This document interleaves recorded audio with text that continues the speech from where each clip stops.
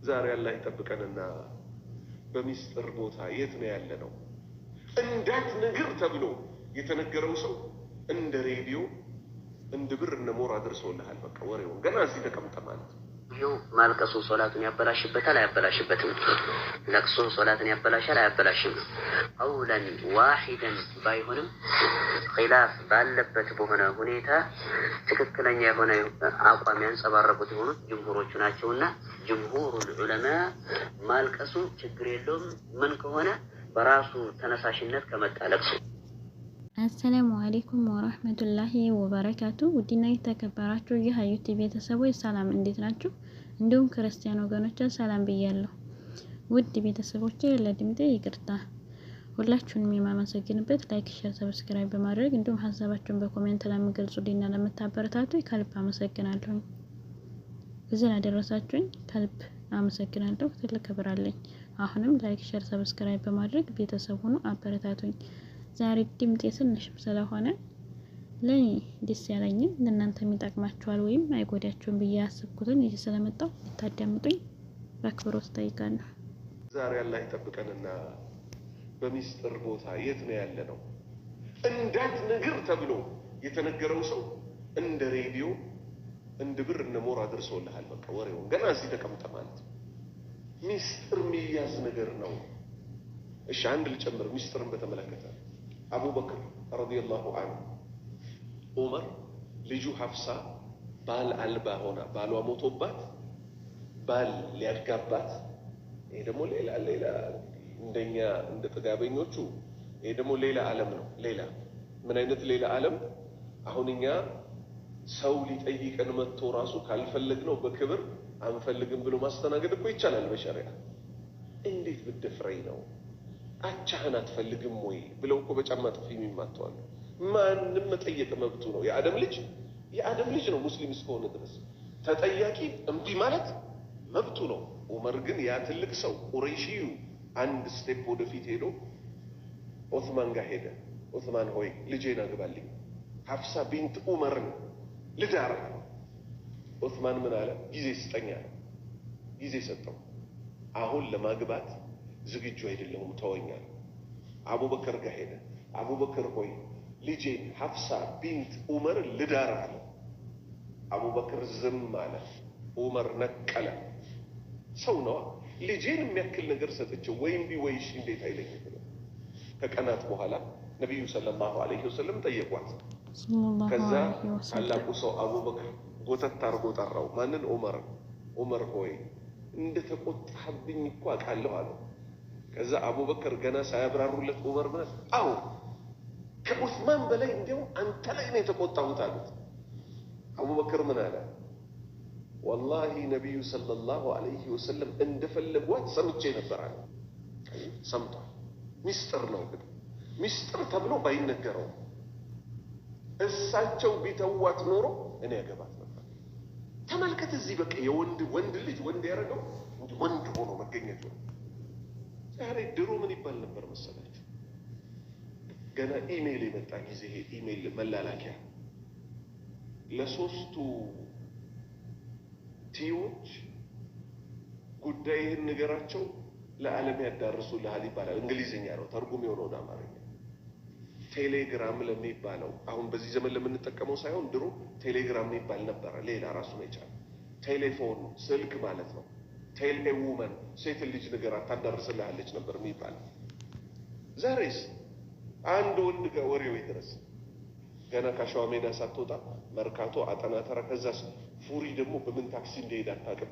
ወሬው ደርሷል። ከፉሪ በዛው በኩል ወደ ጉራጌ ክልል ተነግሮ ተደውሎ አንተ ምን ትላለህ? አንተ አደራ የሚነገርና ማይነገር እንወቅ። ቤተሰቦቼ ሰማችሁ? ተግባራዊ ለማድረግ ዝግጁ ነው። ተከሉ ሰውየው ማልቀሱ ሶላቱን ያበላሽበታል አያበላሽበትም? ለቅሶ ሶላቱን ያበላሻል አያበላሽም?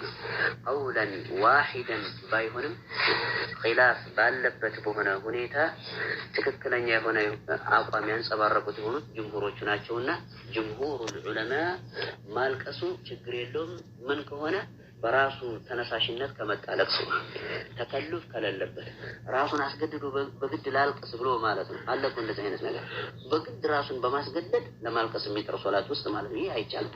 ሶላቱን ባጢል ያደርጋል ይላል ጅምሁሮቹ። ሶላቱን ባጢል ያደርጋል አስገድዶ ራሱን በግድ በተከልፍ በስንት በመከራም ወዘራፍ ብሎ ማለት ነው። የተረዳችሁ ይመስለኛል። የሚያስለቅስ ከሆነ ራሱን ይሄ እንደዚህ አይነቱ ሶላቱ ባጢል ይላል። በመቀጠል ራሱን ሳያስገድድ ፈንቅሎት በራሱ ጊዜ የሚያነበው የሆነ የቁርአን አንቀጽ ባርኮትና ልቦናውን ቆርቁሮት በራሱ ጊዜ ፈንቅሎ ከመጣ ግን لا يكلف الله نفسا إلا وسعها فاتقوا الله ما استطعتم ነው ከችሎታ ውጭ ወጣ የሆነ ነገር ስለሆነ ይሄ እንደዚህ አይነቱ እንደውም ይወደሳል። لأن الله سبحانه وتعالى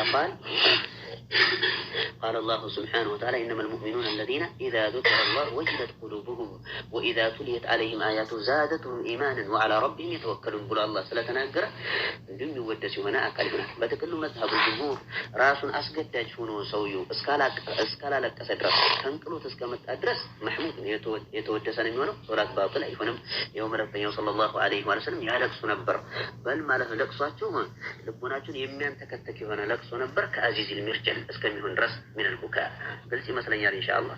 አቀል العلماء ግን ራሱንም አስገድዶም ሆነ ሳያስገድድም ሆነ ለቅሶ የሚባለው ጉዳይ መጥቶ ሁለት ሐርፍ ከተቀናጀበት ይላሉ።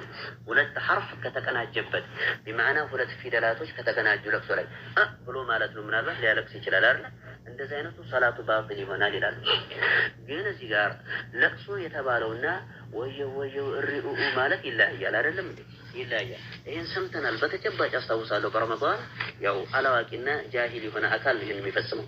እየተሰገደ ሳለና ዱዓ እየተደረገ ሳለ ቁኑት ላይ ወየው አለ። ያው ኢማሙ ሲያለቅስ ሰምቶት ነው ማዕናውን እንኳን ተረድቶት አይመስለኝም። ኢማሙ ሲያለቅስ ሰማው ከዛ ወየው አለ። ወየው የሚበልጥ ሰው የለም። ይሄ ከሶላት ወጣ እኮ ማለት ነው ሰው ነው። ያ ይቻላል።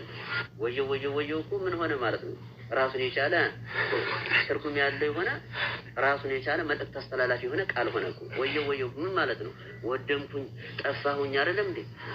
ነው እኮ ወየው ብሎ ማለት ግልጽ ይመስለኛል። ስለዚህ ይህ አይቻልም።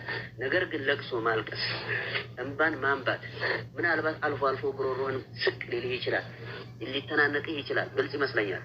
ይህ እንደዛ አይነቱ ሶላትን አያበላሽም። አላ መዝሀብ الجمهور ግልጽ ይመስለኛል ኢንሻአላህ።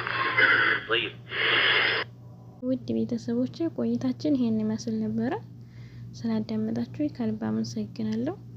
ያው ባይጠቅምም አይጎዳም፣ ግን ላዳመጠው ከልብ ሆኖ ለሰማው ብዙ ጥቅም አለው። በትንሽ በትልቅ ከፍቶ እንደምናለቅስ ወይም ለምታለቅሱ ሁሉም ያለሳል ማለት አይደለም። ብዙ ጠንካራ ልጆች አለን። ግን ለምታለሱት ወይም ለምናለሰው ምክር እንደውም ደሞ ጓደኛ ምስጥር ከነግረን ለማንይዝ ወይም ለማትይዙ ሁሉንም ማለት አይደለም። ያው ይጠቅማችኋል በሚል ይጠቅመናል በሚል ነው። ኢንሻአላህ ሁላችሁም አበረታቱኝ። እንደዙ ይሻላሉ ይጠቅማሉ የምላቸውን ነገሮች ይዤላችሁ ቀርባለሁ። በሌላ ቪዲዮ እስከምንገናኝ መልካም ጊዜ መልካም ቆይታ። አብራችሁ ስለነበራችሁ ከልብ አመሰግናለሁ። ቻናሌን ላይክ፣ ሼር፣ ሰብስክራይብ በማድረግ አበረታቱኝ። አዎ ሰምታችኋል። ሙዚቃ ምናምን ተማረክ የሚጠቅመንን ሼር እያደረግን ብንሰማ ብናዳምጥ ጥሩ ይመስለኛል።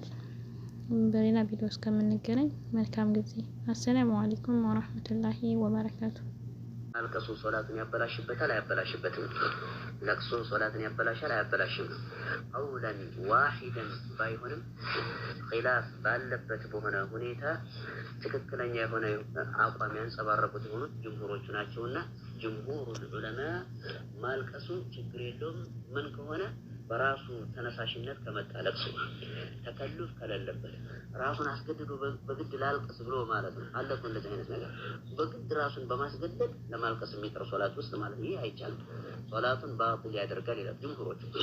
ሶላቱን ባጢል ያደርጋል አስገድዶ ራሱን በግድ በተከልፍ በስንት በመከራም ወዘራፍ ብሎ ማለት ነው። የተረዳችሁ ይመስለኛል። የሚያስለቅስ ከሆነ ራሱን ይሄ እንደዚህ አይነቱ ሶላቱ ባጢል ይላል።